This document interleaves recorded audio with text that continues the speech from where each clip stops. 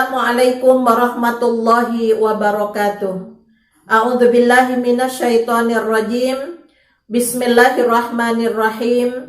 Alhamdulillahilladzi arsala rasulahu bil huda wa dinil haqq liyudhhirahu 'alad dini kullih walau karihal musyrikun. Asyhadu an la ilaha illallah wahdahu la syarikalah wa asyhadu anna Muhammadan abduhu wa rasuluhu la nabiyya ba'dah. Pemirsa yang dirahmati oleh Allah, kajian kita kali ini Spirit Quran Surat Ibrahim, membangun ubudiyah dalam keluarga. Dari beberapa kajian, kita mencoba untuk mengambil ibrah dari kisah para rasul yang diambil dari Al-Quran berkaitan dengan penguatan keluarga Rasul-Rasul Allah, dinamika keluarga Rasulullah, bagaimana Rasul-Rasul Allah menghadapi persoalan-persoalan di dalam kehidupan keluarganya untuk mewujudkan sebuah tujuan daripada berumah tangga, yaitu litaskunu ilaiha, agar supaya kalian tenang. Ya, jadi itulah yang menjadi pelajaran yang bisa kita ambil di dalam sejarah Al-Quran tentang kehidupan keluarga Rasul-Rasul Allah.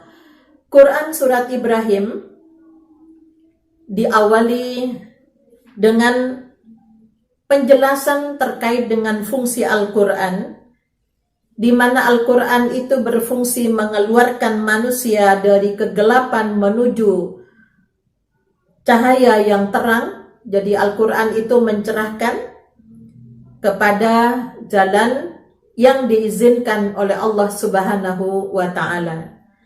Bismillahirrahmanirrahim. Alif Lam Ra. Kitabun anzalnahu ilaika litukhrijan nasa minadh-dhulumati ilan nuri biidzni rabbihim ila siratil azizil hamid. Alif Lam Ra, ini adalah kitab yang kami turunkan kepadamu Muhammad agar engkau mengeluarkan manusia dari kegelapan menuju cahaya terang benderang dengan izin Tuhan mereka, yaitu menuju jalan Tuhan yang maha perkasa lagi maha terpuji. Quran Surat Ibrahim diawali dengan menjelaskan tentang fungsi Al-Quran mengeluarkan manusia dari kegelapan menuju cahaya yang terang, sehingga rambu-rambu kehidupan itu selalu dibimbing oleh Allah agar kita mengambil pelajaran, mengambil ibrah dalam melaksanakan tugas-tugas kehidupan, baik sebagai hamba maupun sebagai khalifatullah di muka bumi. Quran Surat Ibrahim menjelaskan yang terkait dengan isi kandungan pembahasan, di mana Allah mengingatkan kepada kita pada Quran Surat Ibrahim ayat 35 sampai 41, bagaimana usaha Nabiullah Ibrahim alaihissalam untuk menjadikan keluarganya agar menjadi keluarga yang senantiasa mengabdi kepada Tuhannya, melaksanakan kewajiban-kewajiban ibadah selain kewajiban sebagai khalifatullah di muka bumi. Pada ayat 35, ketika Nabiullah Ibrahim alaihissalam sampai di kota Mekah, beliau mengatakan, wa idza qala Ibrahim rabbi ja'al hadzal balada amina waj'alni wa baniya an na'budal asnam. Dan ingatlah ketika Ibrahim berdoa, ya Tuhan kami, jadikanlah negeri ini, kota Mekah, negeri yang aman, waj'alni wa baniya an na'budal asnam, dan jauhkanlah aku beserta anak cucuku agar tidak menyembah berhala. Rabbi innahunna adlanna katsiran minan nas faman tabi'ani fa innahu minni wa man asani fa innaka ghafurur rahim. Ya Tuhan, berhala-berhala itu telah menyesatkan kebanyakan dari manusia. Barang siapa yang mengikuti aku, maka sesungguhnya dia termasuk golonganku. Wa man asani fa innaka ghafurur rahim. Dan barang siapa yang mendurhakai aku, maka engkau yang maha pengampun lagi maha penyayang.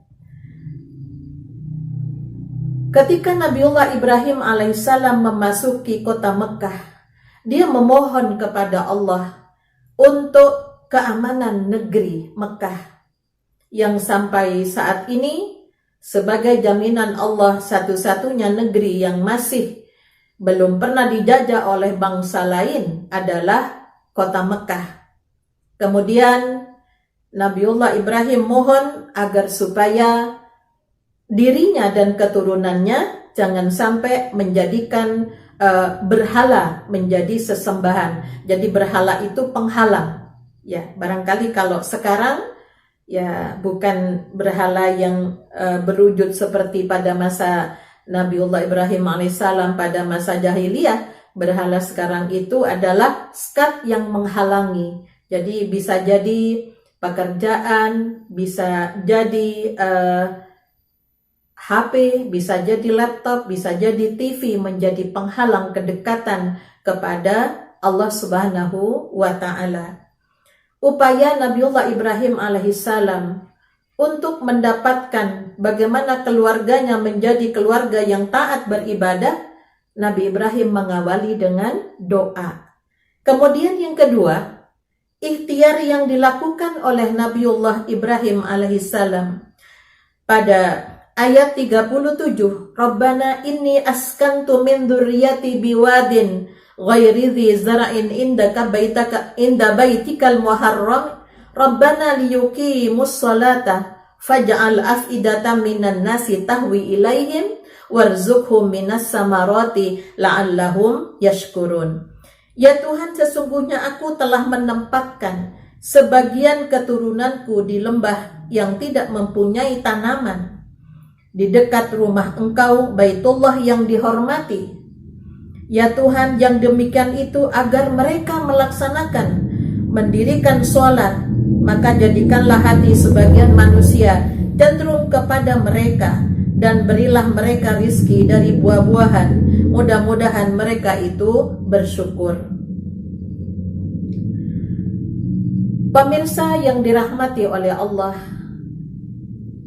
ikhtiar Nabiullah Ibrahim alaihissalam tidak hanya sekedar berdoa, namun berupaya menempatkan keluarganya didekatkan dengan rumah Allah.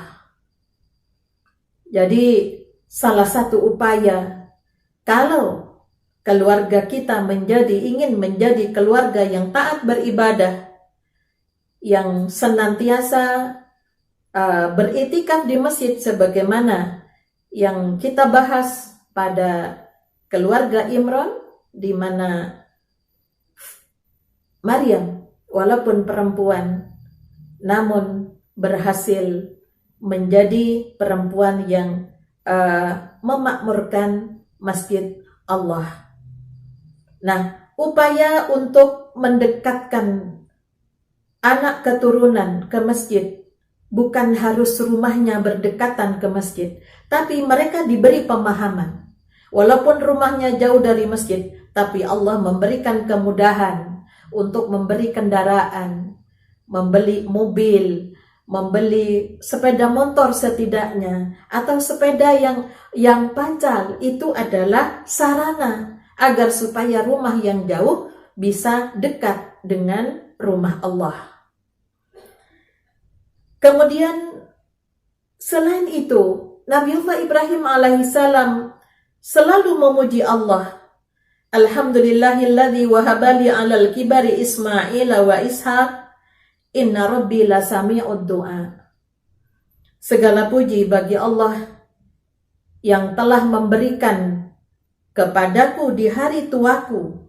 Jadi walaupun sudah usia lanjut, Allah memberikan kelebihan kepada Nabiullah Ibrahim alaihissalam dengan dua keturunannya Ismail dan Ishak. Inna Rabbi lasami'ud du'a. Sesungguhnya Tuhanku maha mendengar doa-doa dari hamba-hambanya. Jadi mensyukuri nikmat yang diberikan oleh Allah tidak hanya sekedar berdoa, tapi bagaimana ikhtiar Nabiullah Ibrahim alaihissalam.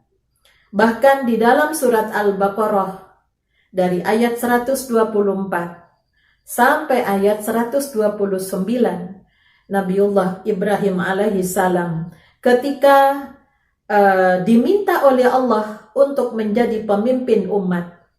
Wa idzibtala Ibrahim rabbahu bikalimatin fa'atammahun qala inni ja'iluka lin-nasi imama. Kemudian Nabi Ibrahim bilang kepada Allah, qala wa min dzurriyyati, agar supaya keturunannya juga diangkat oleh Allah ya menjadi pemimpin umat. Kemudian setelah selesai meninggikan ya dari tempat ibadah yang ada di Baitullah bersama Nabi Ismail putranya, Nabi Ibrahim mohon kepada Allah, ya, Rabbana taqabbal minna innaka antas sami'ul alim. Ya Tuhan kami, terimalah amalan-amalan kami, sesungguhnya Engkau maha mendengar lagi maha mengetahui. Kemudian masih Nabi Ibrahim berdoa juga kepada Allah, Rabbana waj'alna muslimaini laka wa min dzurriyyatina ummatan muslimatan lak wa arina manasikana wa tub alaina innaka antat tawwabur rahim. Nabi Ibrahim mohon kepada Allah agar dirinya dan keturunannya dijadikan sebagai umat yang tunduk patuh kepada Tuhannya. Kemudian senantiasa bertobat kepada Allah. Kemudian juga meminta kepada Allah agar supaya Rabbana wa ba'as fihim rasulan. Di negeri itu setelah Nabiullah Ibrahim alaihissalam, Nabi Ibrahim minta kepada Allah agar diangkat seorang rasul, yatlu alaihim ayatika wa yu'allimuhumul kitaba wal hikmata wa yuzakkihim. Diangkat seorang rasul yang akan membacakan ayat-ayat Allah. Engkau maha perkasa lagi maha bijaksana. Jadi di kota Mekah dari Nabiullah Ismail alaihissalam sebagai estafet dari keturunannya ya dilanjutkan kepada Rasul kita Muhammad sallallahu alaihi wasallam sebagai Rasul dan Nabi penutup dari segala Rasul-Rasul. Setelah selesai Nabiullah Ibrahim alaihissalam berikhtiar mendekatkan keturunannya dengan rumah Allah, kemudian bersyukur karena Allah telah memberikan kedua putranya yang dijadikan oleh Allah sebagai pemimpin umat, maka Nabi Ibrahim masih memohon kepada Allah pada ayat 40, Rabbi ja'alni muqimas shalah wa min dzurriyyati Rabbana wa taqabbal du'a. Ya Tuhanku, jadikan aku dan keturunanku kelompok orang-orang yang senantiasa menegakkan sholat. Rabbana wa taqabbal du'a. Ya Tuhan kami, terimalah permohonan. Jadi Nabi Ibrahim mohon kepada Allah agar supaya dirinya dan keluarganya, keturunannya selalu menegakkan ibadah sholat.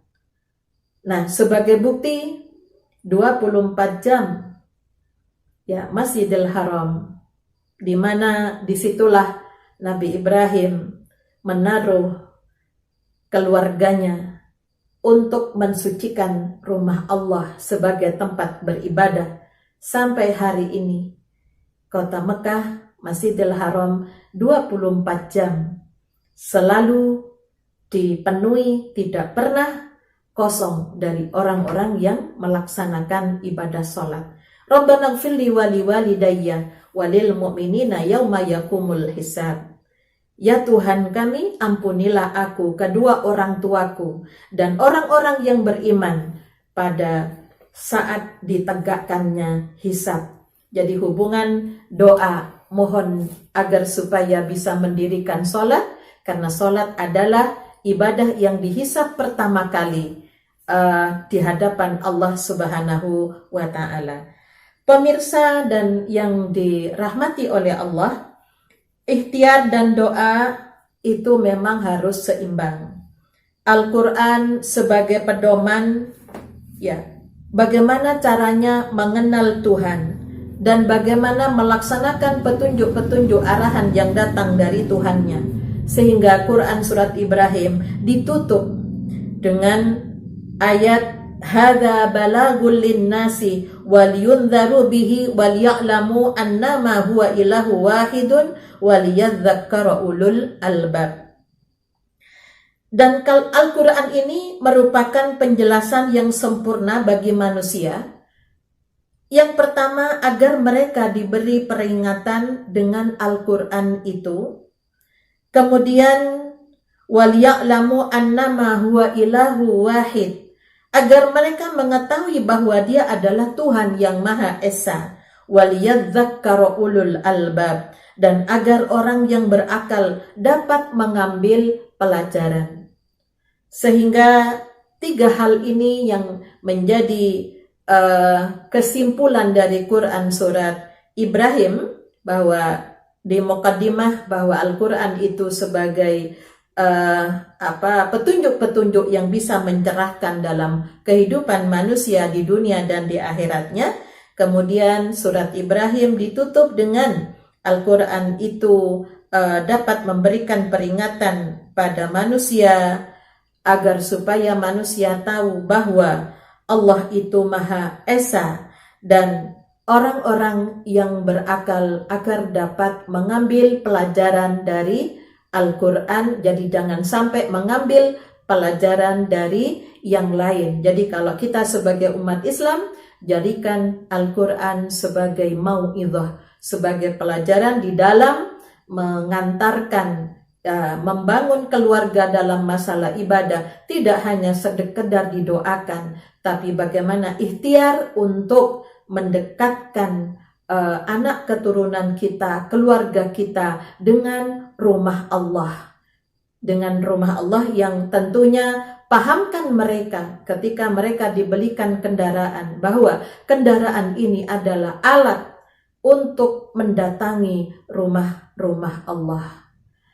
Kiranya spirit dari Quran surat Ibrahim dalam membangun ubudiyah, ya, dalam keluarga, mudah-mudahan kita dapat mengambil pelajaran agar supaya kita tidak menjadi orang-orang yang merugi di dalam kehidupan kalau Al-Quran hanya sekedar dibaca tapi tidak kita jadikan pelajaran di dalam kehidupan ini. Nasrun minallah wa fathun qarib wa basyiril mu'minin walhamdulillahi rabbil alamin. Assalamualaikum warahmatullahi wabarakatuh.